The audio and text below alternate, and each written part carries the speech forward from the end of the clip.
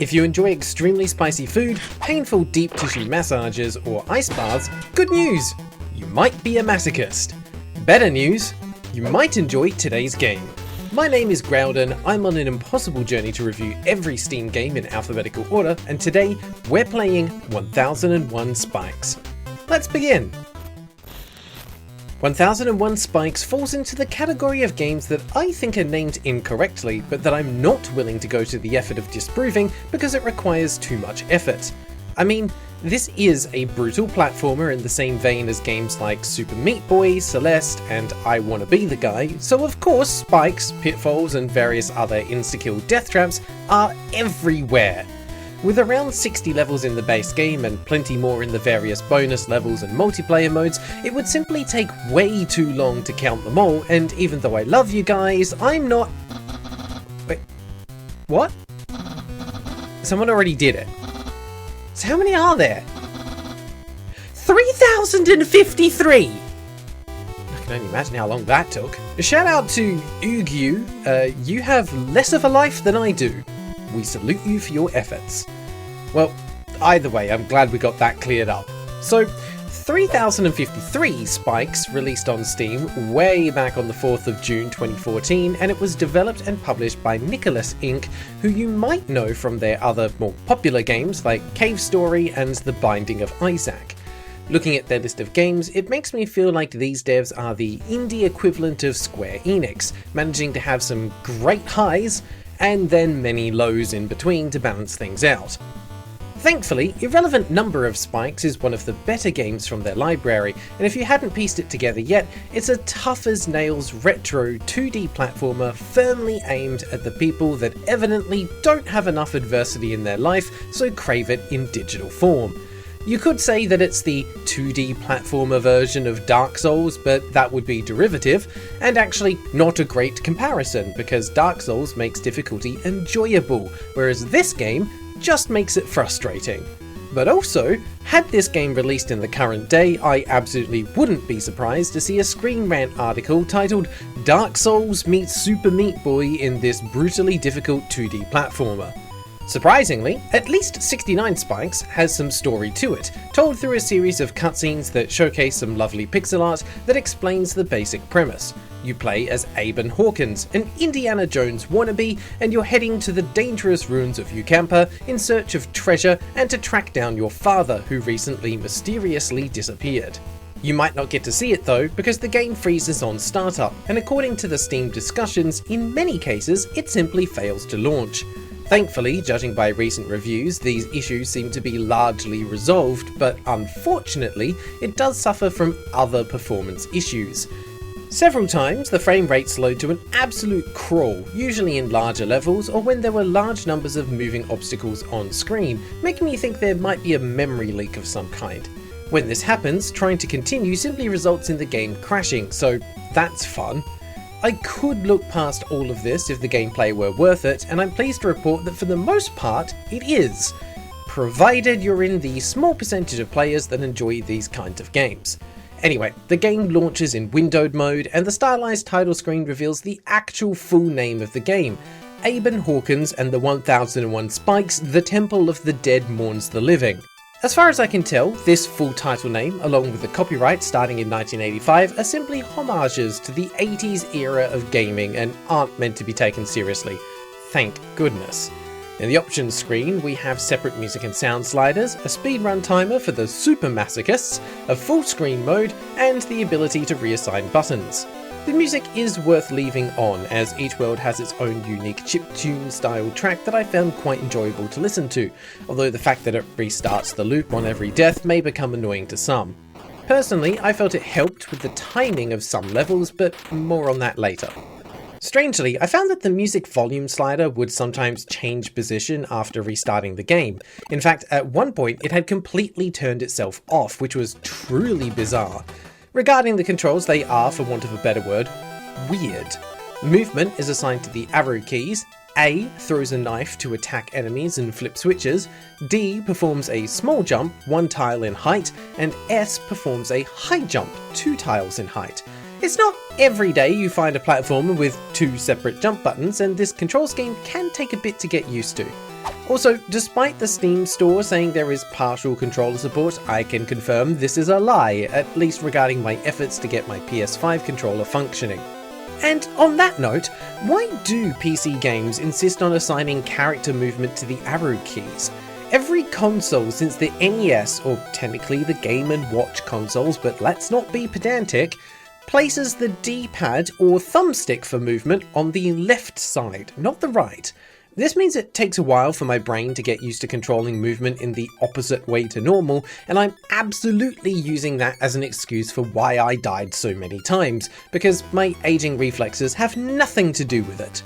So, what about the gameplay itself? Does it hold up to the claims of being an incredibly difficult yet rewarding platformer? Well, kind of. In my opinion, the issue lies with the fact that your success, or lack thereof, comes down not to your skills in navigating the level, but in your ability to memorize where traps are, what triggers them, and specific timing for sequences. Many levels, especially the later ones, feel like they have an intended flow to them, and if you can figure it out, then you'll find that you're dodging traps effortlessly, which makes me wonder if this is secretly a rhythm game. Levels are a straightforward matter of navigating from the starting point to the end, collecting a key along the way to open the door.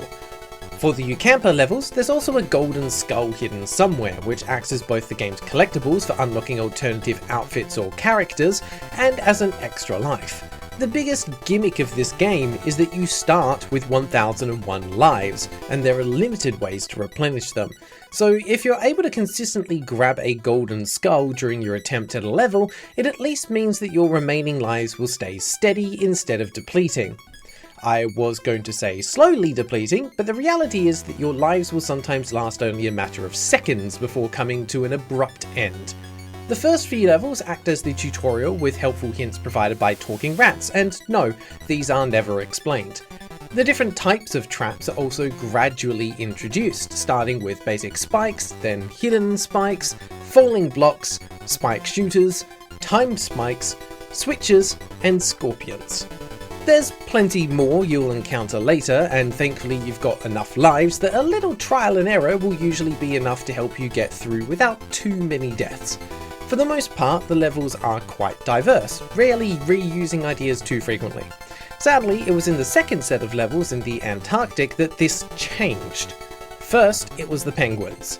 Up until now, most enemies simply ran from left to right when they saw you or were hit, but penguins are built different.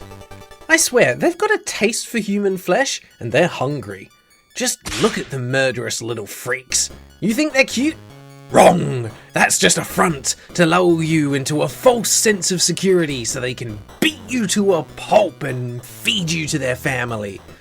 Not only do they also jump when hit, they also do this when they spot you, making them much harder to hit consistently. Although they're most definitely predictable, they didn't feel like they were, resulting in far too many deaths. There are also some levels that rely on using panicked penguins to flip switches for you, which is simultaneously clever and outright evil. As I said though, these were only the first issue. The second and most frustrating obstacle was this set of spikes in level 10-4. They might look unassuming, no different to any other set of spikes in the game, and you'd be so very, very wrong. Basically, you need to jump over them and land on the block of ice so that you can run across it, drop down, and push it back to the left. Because of the low ceiling, you can only use your short jump, which as you may recall, is only 1 block in height. The hitbox of the spikes also doesn't quite align to the sprite shown. It's larger than it appears. This means you basically need to get this jump pixel perfect. Jump too soon and you'll land on the spikes. Jump too late and you'll hit the side of them. And you only get here after navigating several tricky sections of the level. And as any Souls-like player worth their salt knows, it's not the difficult fight that wears you down. It's the run back after dying. This particular level took well over 100 attempts to beat. I actually had to look up a guide because I thought I was doing something wrong. and after I finally managed to beat it, I didn't feel joy or relief or a sense of pride. In fact, I think my exact thoughts were, thank God that's over. The problem is there's fair difficulty and unfair difficulty in game design, and funny meme number spikes relies on the delicate balance between the two. A few unfair deaths to make you feel like the game isn't pulling any punches, and plenty of fair ones where you only have your own skill deficiencies to blame. Getting the balance right makes you feel like you've overcome a challenge because you got better in terms of your skill. Obstacles like these make you feel like you succeed through sheer luck. If you somehow got through all of that and still feel like you don't deserve to leave the spiky basement because you've not been punished enough yet, great news, you deviant. There's multiple additional game modes and they have multiplayer as well. This means you can play with someone better than you and let them punish you even more. The Golden Vase is a series of small levels where players compete to get the most coins out of the titular golden vase that can be thrown around like the world's most valuable piñata. It's short and sweet, but not exactly groundbreaking. The Tower of Nannar tasks players with completing longer, vertically scrolling levels with a limited number of lives per player. You could play cooperatively and make sure everyone gets through safely, or just let the chaos unfold as everyone throws caution to the wind and climbs as quickly as possible. Lastly, there's the Lost levels, and honestly, I didn't have the motivation to play these. If you enjoy the game, it'll be more of what you love, but for me, I came to the realization that on this particular occasion, I felt like I'd metaphorically heard nails on a chalkboard already, and putting a different coloured nail polish on wasn't exactly about to make the experience any better.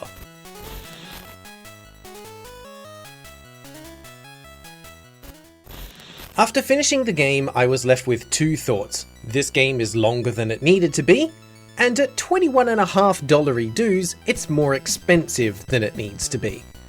So did I have fun with it? That's debatable. I definitely did at one point, and I definitely didn't at others. The reality is that the devs did a great job getting the most out of a fairly simple skill set.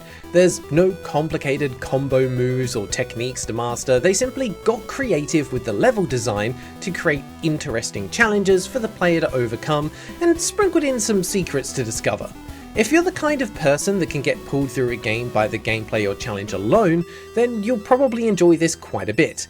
For everyone else, it's probably best you steer clear. The presentation is great, nailing the look, feel and sounds of an 8-bit era game. The story is pretty lackluster though, serving merely to provide justification for Aben going anywhere, to the point where I'm pretty sure they reused the cutscene from the end of the Ucampa campaign at the end of the Antarctic campaign, which felt like a bit of a slap in the face. But then the story was never meant to be the focus here, so in a way I wish they simply had left it out, as it detracts from the overall pacing of the game. They nailed the fundamentals, but it feels like they didn't know when to stop, and I think the final product suffered as a result. Sometimes it's better to have a shorter, more curated experience. One Screen Platformer was a great example of this with its tight level design and minimal wasted space. If you're considering giving this game a go, I strongly recommend picking it up on sale, and unless you're a glutton for punishment, I recommend stopping after finishing the Ucampa levels. It ends with a fairly well designed boss fight, and the following cutscene wraps everything up nicely. As it stands, I still recommend this game, but only from the perspective of someone who enjoys brutally tough platforming games and is looking for a new challenge to sink their teeth into. For the average or casual gamer, this could be your entry into the genre and an opportunity to level up your skills, or just an exercise in frustration and experience with Steam's generous refund system. So with that in mind, my final rating for greater than 1001 spikes is a golden skull out of 10. For some people, it represents value earned through blood, sweat and tears. For everyone else, it represents death. Shiny and polished death, sure, but it's still death.